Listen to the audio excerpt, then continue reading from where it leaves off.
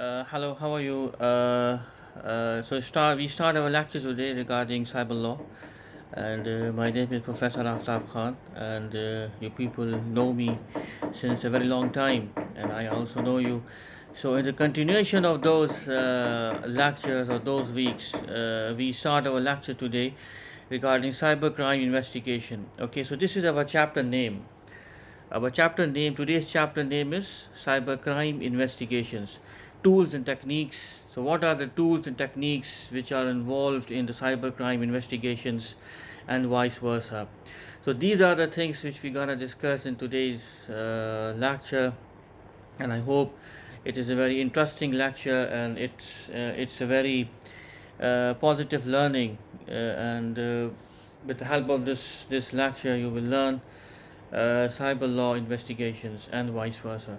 Okay, so we start our lecture today regarding cybercrime investigations. Cyber. At first, we have to know that what is an investigation before understanding the cybercrime investigation. So, investigation a crime scene is not yet an easy job. Okay, it requires years of study to learn how to deal with hard cases, and most importantly, get those cases being resolved. So this applies not only to real world crime scenes, but also to those in the digital world. Okay, so actually in the digital world, there are also cyber crimes. Okay, and physical world as same like the digital aspects. So in the digital world, there are also some cyber crimes, and we have to focus on this. Okay, so as new reports come to light and digital news agencies show cyber crimes on the rise, okay, it's clear that cybercrime investigations plays a critical role in keeping the internet safe. Traditional law enforcement government agencies are now called upon to investigate not only real world crimes but also crimes on the internet. Okay, so many well known federal agencies even publish and update the most wanted list of the cyber crimes, list of cyber criminals. In the same way, we have seen traditional criminals listed and publicized for years. Okay, so that's why today we all answer the questions that what is a cybercrime investigation, and we explore the tools and techniques used by public and private cybercrime investigation agencies to deal with different types of cybercrimes. Okay, so what is a cybercrime investigation? Before jumping into the investigation part, let's go back to the basic digital crime or a cybercrime, which can say is a crime that involves the usage of a computer, phone, or any other digital devices connected to a network. Okay, so these electronic devices can be used for two things. The first one is to perform the cybercrime, that is a cyber attack, or act as the victim. The second one is that by receiving the attack from other malicious sources. Okay, therefore, a cybercrime investigation is a process of investigating, it is a process of analyzing, and it is a process of recovering the critical forensic digital data, which is known as the digital information, from the networks involved in the attacks. This could be the internet or a local network in order to identify the authors of the global crime and their true intentions.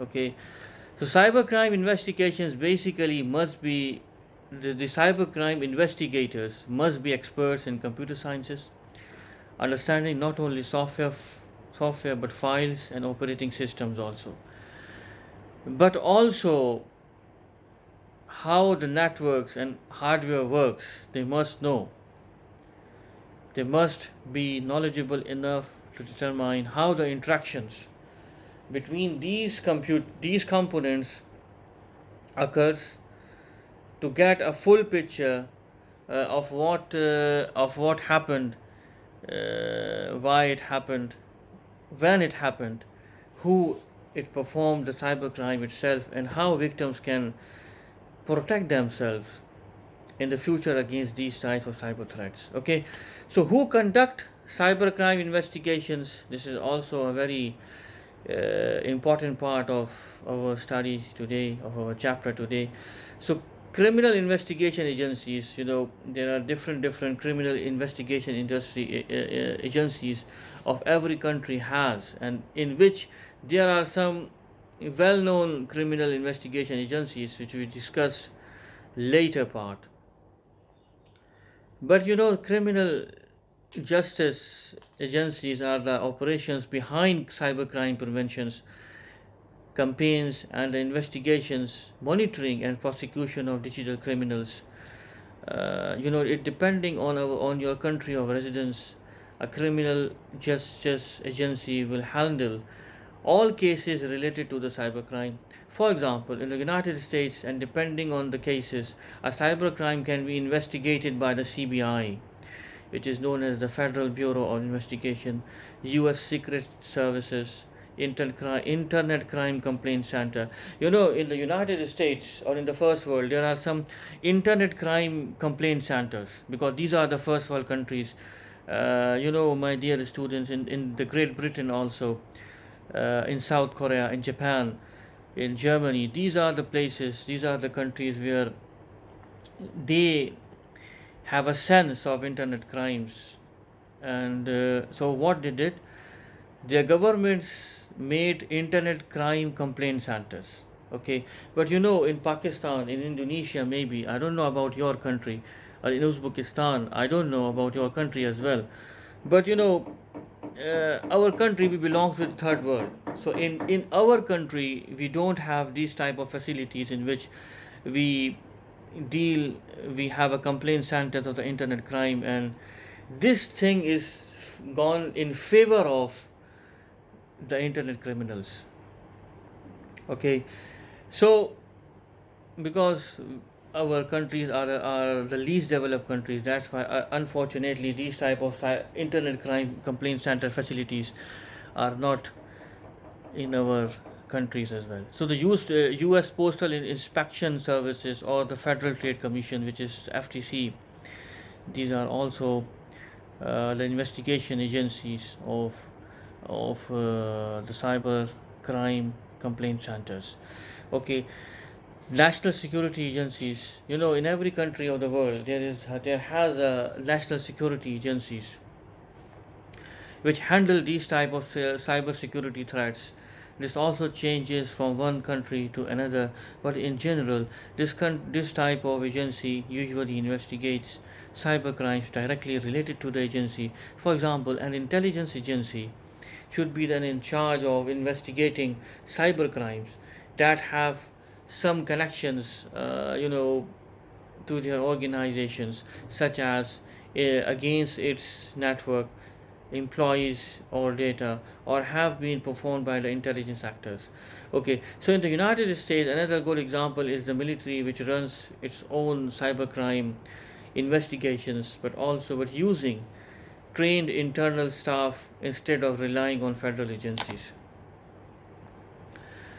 There are some private security agencies as well, which investigate, or which helps the governments to investigate in the cybercrime, or to catch the cyber criminals as well.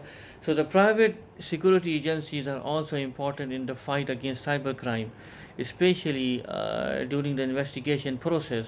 While governments and national agencies run their own networks, services, and applications, they make up only a small fraction of the immense infrastructure and code which is kept running by private companies, projects, organizations, and individuals around the world. With this in mind, it's not only a surprise that the private cyber security experts, research companies, and blue teams play a critical role when it comes to preventing, monitoring, mitigation, and investigation of any type of cybersecurity crime against networks, systems, or data running on the third party, uh, private data centers, networks, servers, or simple home based computers, etc. etc.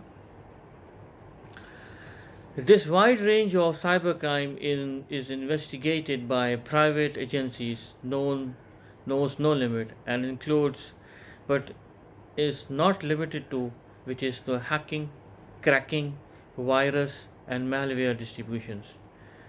Sometimes it's also known as digital DOS attacks, okay, online frauds, identity thefts and social engineering and vice versa, which are the investigative parts. Okay, so while techniques, okay, so what are the cybercrime investigation techniques? This is also a very important part of this chapter.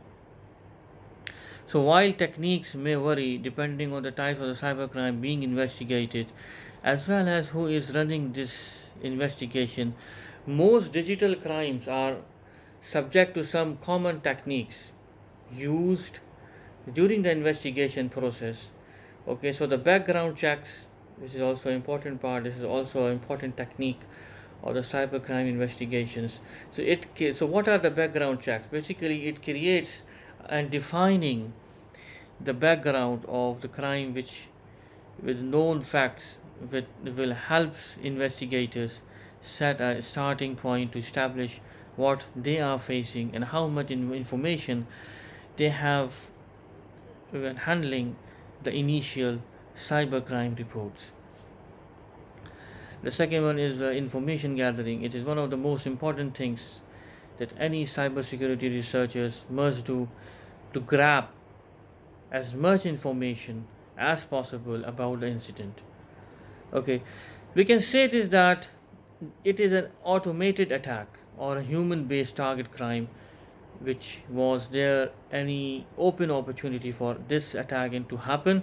So what is the scope and impact of this attack? Can this attack be performed by anyone or by certain people with specific skills? Who are the potential suspects? What digital crimes were committed? What can be evidences can be found? Do we have access to such evidence sources and vice versa? These are other questions are valuable considerations during the information gathering process. A lot of national and you can say this that federal investigation agencies use interviews and surveillance reports to obtain proof of cyber crimes. Surveillance involves not only security cameras but videos and photos, but also electronic devices. Surveillance that details what's being used and when, how it's being used, and all the digital behavior involved. One of the most common ways of to collect data from cyber criminals is to configure a bot that will attack as a victim while collecting evidences that can be later be used against the cyber attacks, and as previously covered in our topic article. How to tracking and identifying the authors. The next step is sometimes performed using the information gathering processes depending on how much information is already in hand in order to identify the criminals behind the cyber attack. Both private and public security agencies, it often depending on how much information is already in hand in order to identify the criminals behind the cyber attack. Both private and public security agencies, often with ISPs and networking companies, to get valuable log information about their connections as well as historical services, websites and protocols used during the time they were connected. Okay, one thing, my dear students, I want to share. It is a very good example of the investigation of the cybercrime. When we are using our internet web browser, which can say Google's, Yahoo, Hotmail, or Naver in the South Korea. Naver is a very common thing.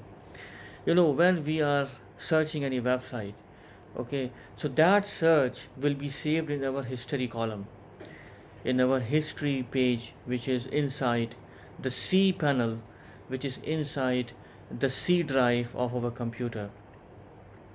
Mostly people don't know about this, okay.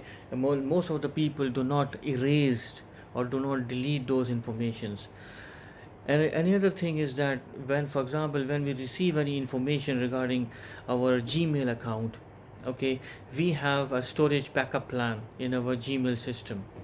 Okay, so with the help of the Googles, directly they can investigate that which emails which we receive, and which emails which we send to our senders, which is a very important part in the cybercrime investigations.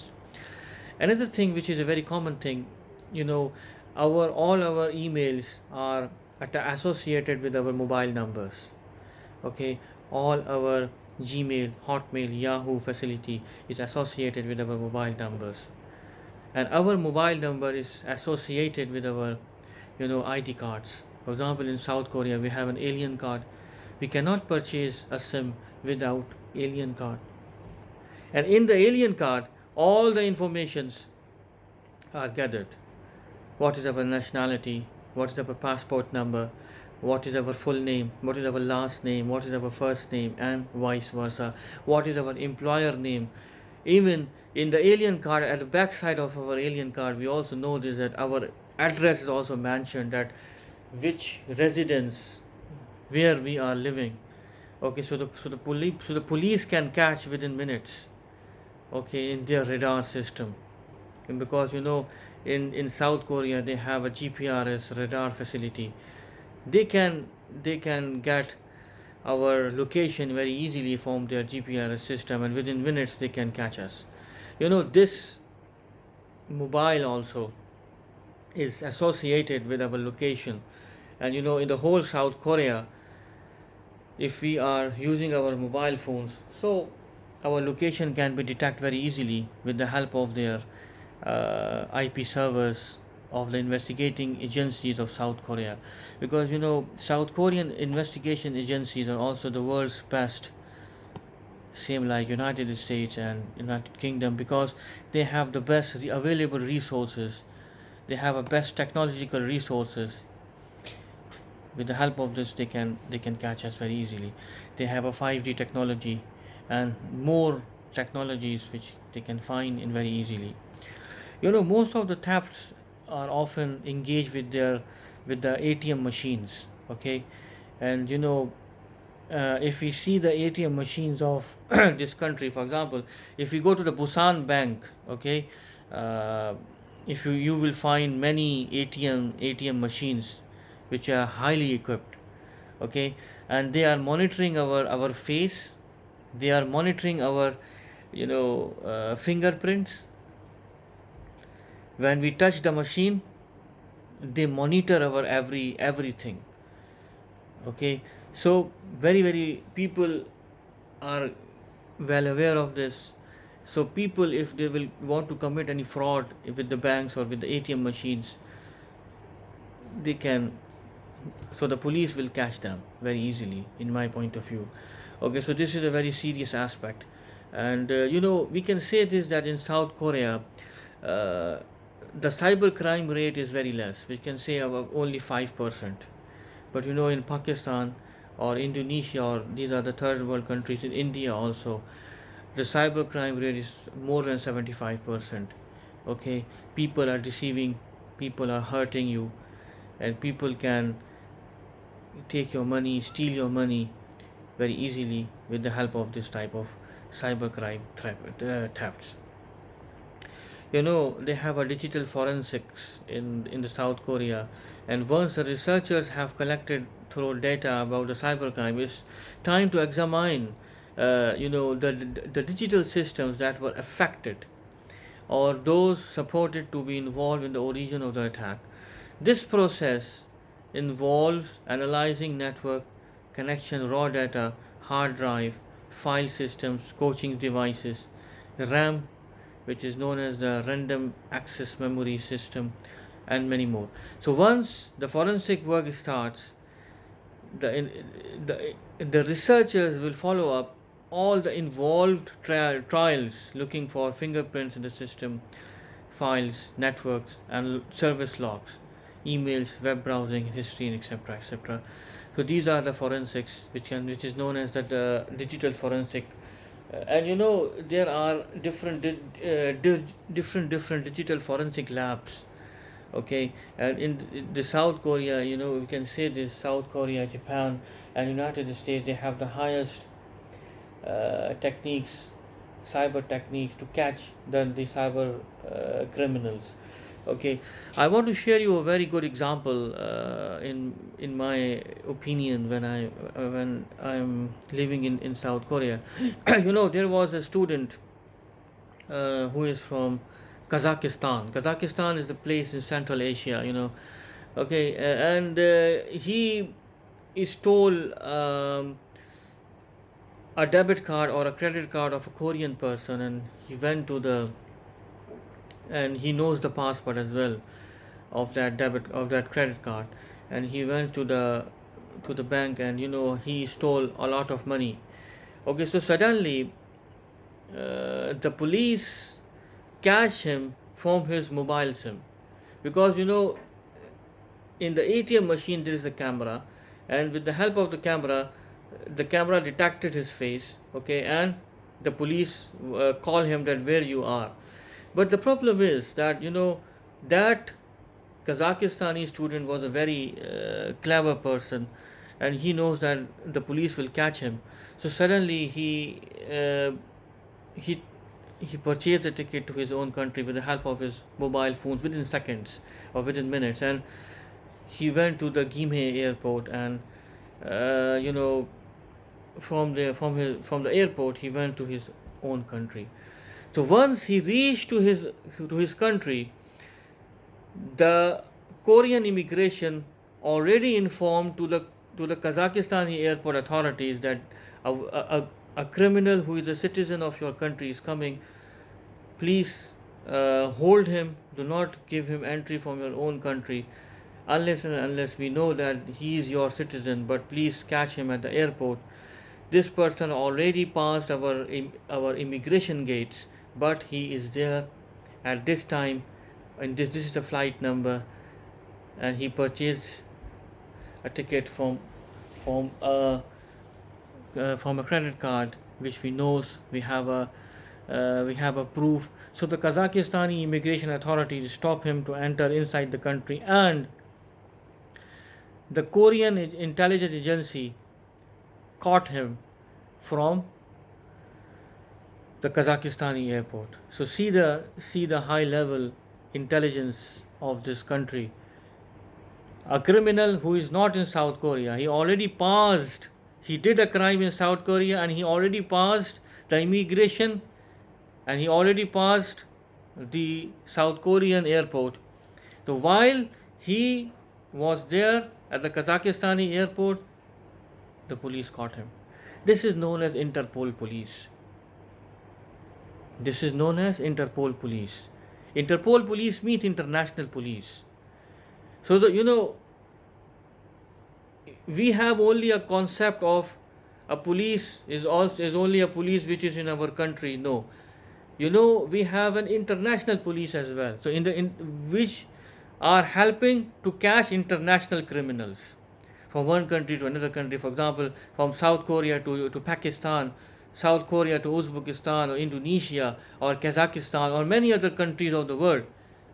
All the countries of the world are interlinked with the Interpol police. But these are the first world countries, these are more interlinked. Why is this? Because they have a specialized, highest technological resources. So this is the beauty of this technology. With the help of this technology, we can identify the criminals within minutes, within seconds.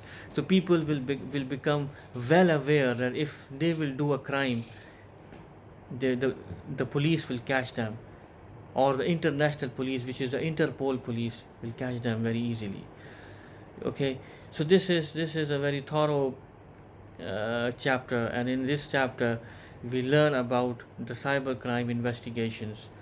Okay, so there are taps there are top 10 cybercrime investigation and cybercrime forensic tools. The first one is the Swift workstation. We will discuss these things later, but today we will give just an introduction about this. The second one is the Sluich kit. The third one is the X-Ways forensics.